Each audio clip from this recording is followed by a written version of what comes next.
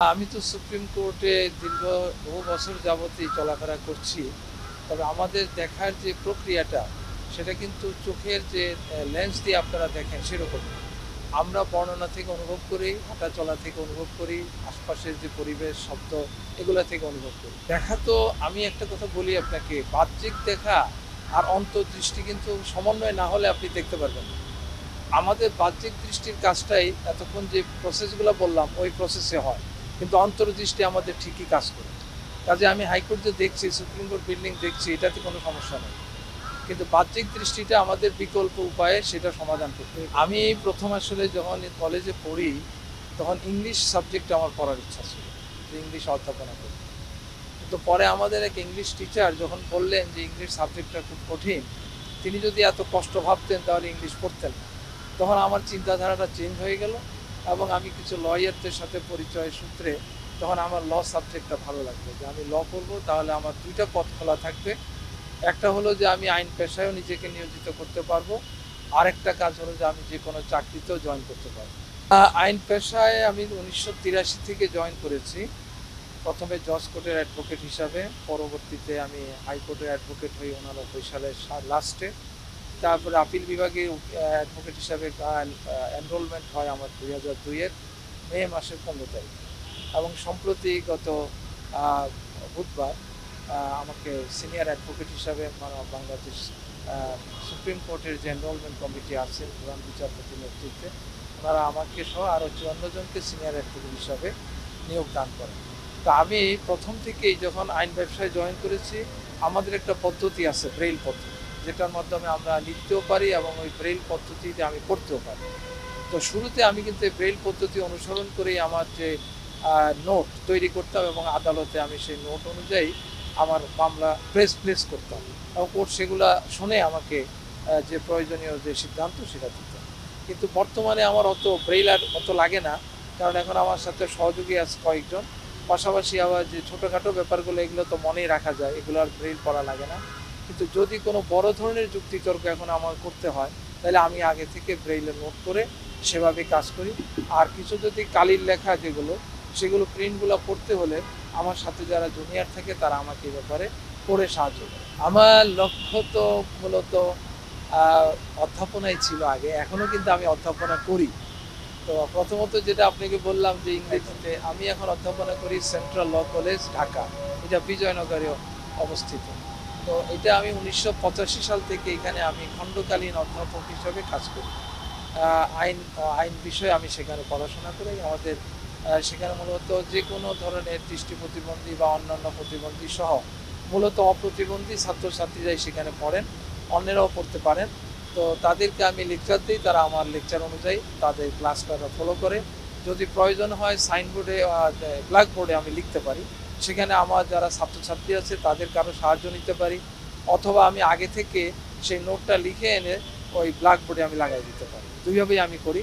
তো আমার ছাত্রছাত্রীরা বেশি ইজি বোধ করে, কমফোর্ট ফিল করে আমার মনে হয় আমার ডিকটেশনে। আমি তাদেরকে যেগুলো লেখা দরকার ডিকটেশন দিয়ে দিই, তারা সেটা লেখে। নতুন প্রজন্মের আইনজীবী বলতে গেলে আমি প্রথমেই বলবো, আমাদের বাংলাদেশে প্রায় 40 জনের মতো দৃষ্টি প্রতিবন্ধী আইনজীবী ও ল গ্রাজুয়েট আছে দেশের বিভিন্ন জেলায়, বিভিন্ন আদালতে, এবং বাংলাদেশ সুপ্রিম কোর্টে আরও কয়েকজন আইনজীবী আছে।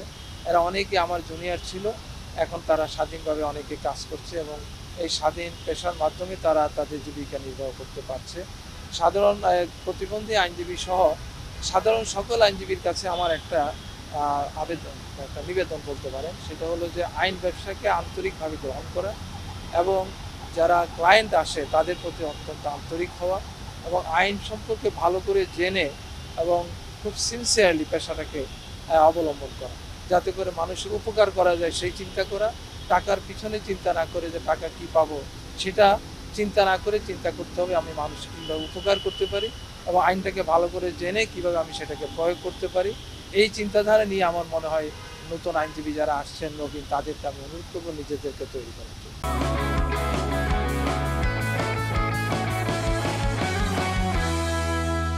আইন পেশায় এসে অবশ্যই কটাক্ষ মানে ওইভাবে না, আমার পিছনে বলতো বেশি, আমার সামনে কেমনটা আমি শুনি নাই।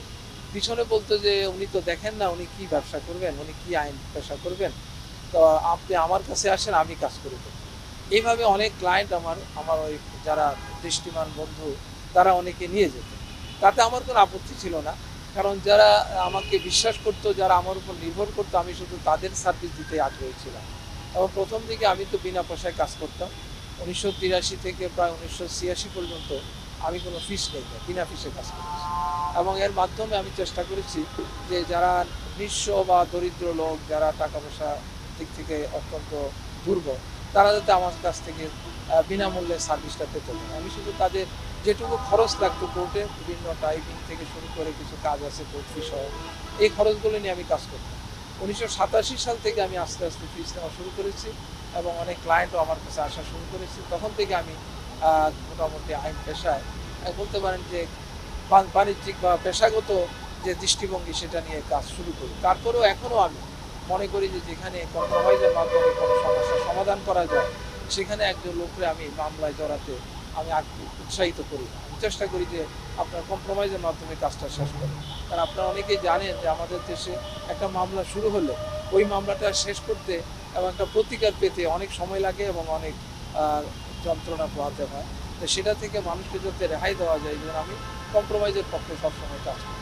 মামলা শুরু হলেও আমি চেষ্টা করি যে আপোষের মাধ্যমে যদি বিষয়টা নিষ্পত্তি করা যায়, মানুষের উপকার করা যায়, আমি সেই দৃষ্টিভঙ্গি নিয়ে কাজ করি। আমার মনে হয় যে অনেক মামলা করেছি, তো আমি সরকারি মামলাও করেছি, আমি বেশিরভাগ মামলায় জিতেছি। আমার হিসাব মতো যে যদি আমি ধরেন টোটাল 1000 মামলা করে থাকি, তার মধ্যে আমার মনে হয় যে আমি 70 থেকে 80% মামলায় জিতেছি।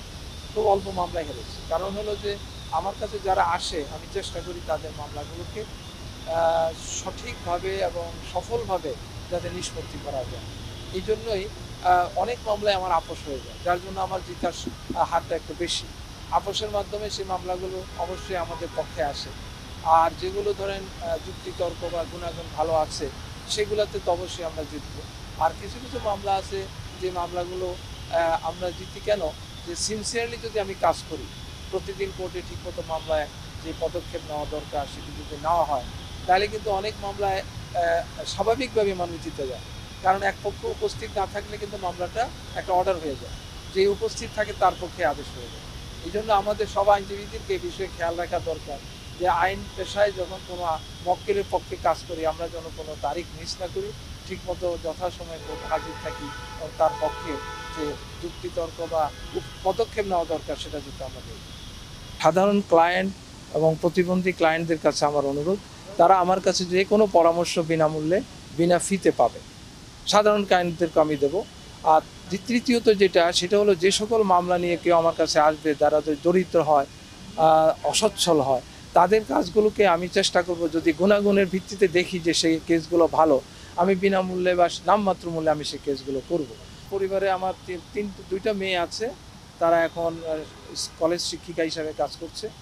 আর আমার একটা ছেলে আছে মেয়েদের পরে, সে আর্কিটেকচারে সিলেট শাহজালাল বিজ্ঞান ও প্রযুক্তি বিশ্ববিদ্যালয় থেকে পাশ করে এখন সে আর্কিটেকচারের উপরেই ব্যবসা বাণিজ্য করছে, যে ডিজাইনের ব্যবসা বলি আর কি। আমার বেশিরভাগ কেসই কিন্তু দেওয়ানি লাইনে হচ্ছে, মানে অর্থাৎ দেওয়ানি প্রকৃতি, সম্পত্তি, চাকরি বাকরি, মানুষের অধিকার নিয়ে এইসব কাজগুলো। আর ফৌজদারি মামলা একেবারে বাদ দিতে পারি না, কারণ অনেকে আসলে তখন করি।